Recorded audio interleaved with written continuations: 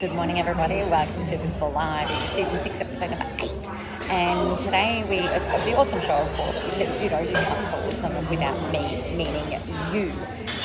Trust that you're all fantastic and awesome. I apologise in advance, or not even in advance, but I apologise for lack of fabulous hair today. It's really a little bit disappointing. It is so foggy still here that my hair was all lovely and curly. Hey, Gary. It's all lovely and curly this morning before I left the house, and the fog is so thick, it's like walking into a steamy shower, but without the warm weather because it's really freaking cold, FYI.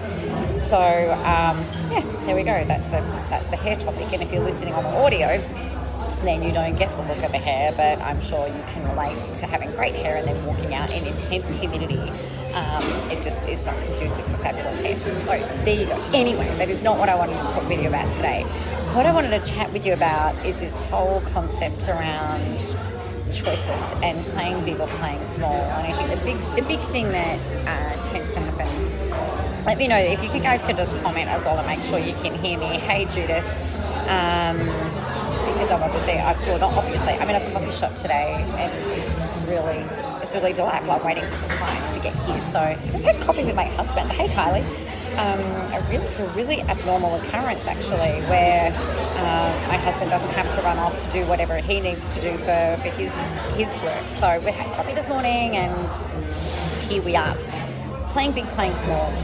So I think what happens, I did a podcast interview last night, and one of the parts of the conversation that I found really interesting was this gentleman is a seasoned business owner, right? And we were talking about social media, particularly about Facebook and LinkedIn, and the big differences with how they both operate.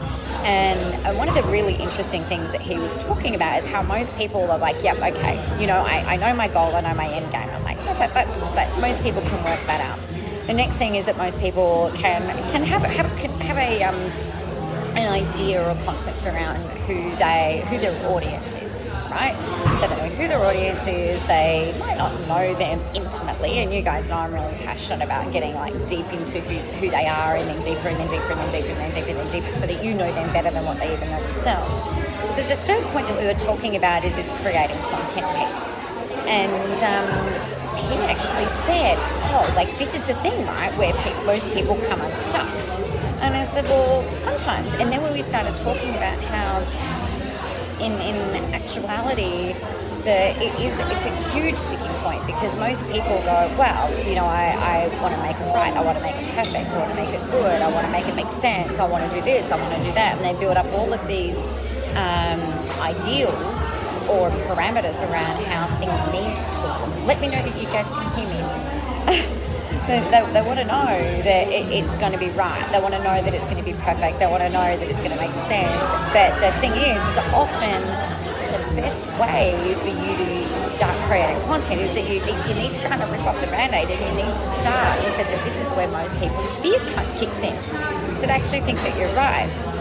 And a big part about this is the overwhelming volume of choice that we've got these days. We've got ridiculous amounts of choice.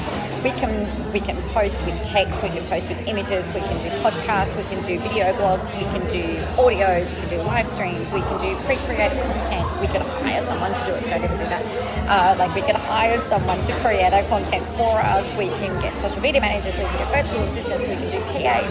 There is so much choice. 10 years ago, we didn't have that. It was literally up to you and you doing the thing that you need to do. These days, we've got an overwhelming amount of choice and an overwhelming, actually, amount of support that's available to us, but that doesn't always make your life easier. Sometimes, and I think this is the thing, is that it can be more debilitating than empowering. And the way that I see this kind of play out is that people get afraid, and then they decide to not do things, even though they might have this idea that's really great. So you could have an idea, a really great idea for a podcast series, for instance, but then not decide to move forward because of all of these doubts and fears and things like that.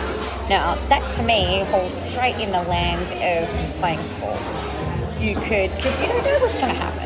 You're just going to get out there and try it, and if it doesn't work, then it doesn't work. I was chatting with some clients today on our 30-day challenge call, and one of the ladies was talking about some mindset stuff. I said, we all have these moments where we have that. She said funky mindset. Girlfriend and I were talking about Funky Monday yesterday, and about how we all go through these stages where our mindsets are not conducive to the goals that we want to achieve. Right? It doesn't actually help us get to where it is that we want to be. And this is where having discipline and persistence and resilience really kicks in, and tenacity, and being willing to keep on going, because that to me lands you, sorry about it, it lands us straight in the playing big column versus the playing small column. So one of the things, hey Georgina, one of the things that I'd really, really strongly recommend that you guys do is actually sit down and evaluate, are there any areas in my life where I'm playing it safe, where I'm playing it small, where I'm holding back? Because if you really wholeheartedly, fully believe in your core and the depths of your soul and your whole entire being that this is what you should be doing and that this is what you need to be doing, and come hell or high water, you are going to make this freaking work, then there is always more action, aligned action that can be taken, right? And that's really where that playing big kicks in. That's really where we then start to expand and accelerate, because there is always more action that can be taken. There is always more posts that can be put up. There's always another message that can be shared. There is always another podcast that can be created or recorded. There is always another blog that can be written.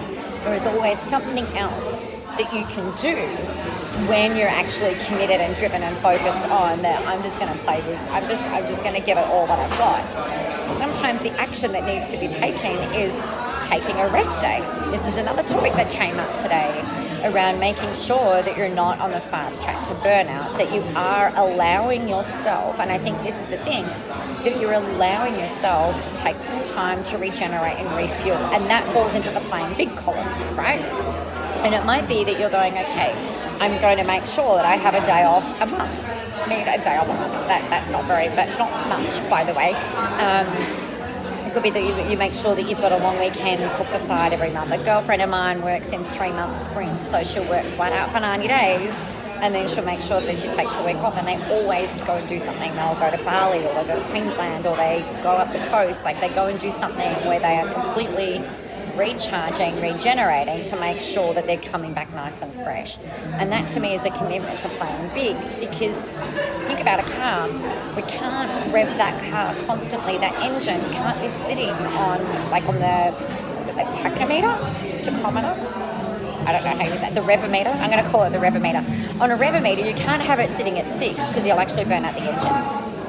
It doesn't. It's not sustainable just having that revving out at 6. It's got to be able to come back and then come up and then come back and then come up.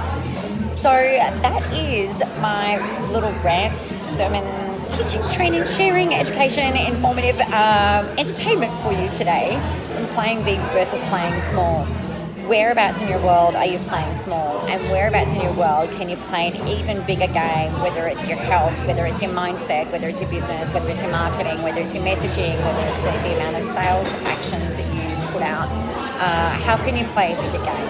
All right, the world is ready for your brand of awesomeness, baby. Get out there and go do it. Let me know that this has been helpful. My name is Nicola. You can check out more of this on Facebook. There's a whole bunch of other videos on here.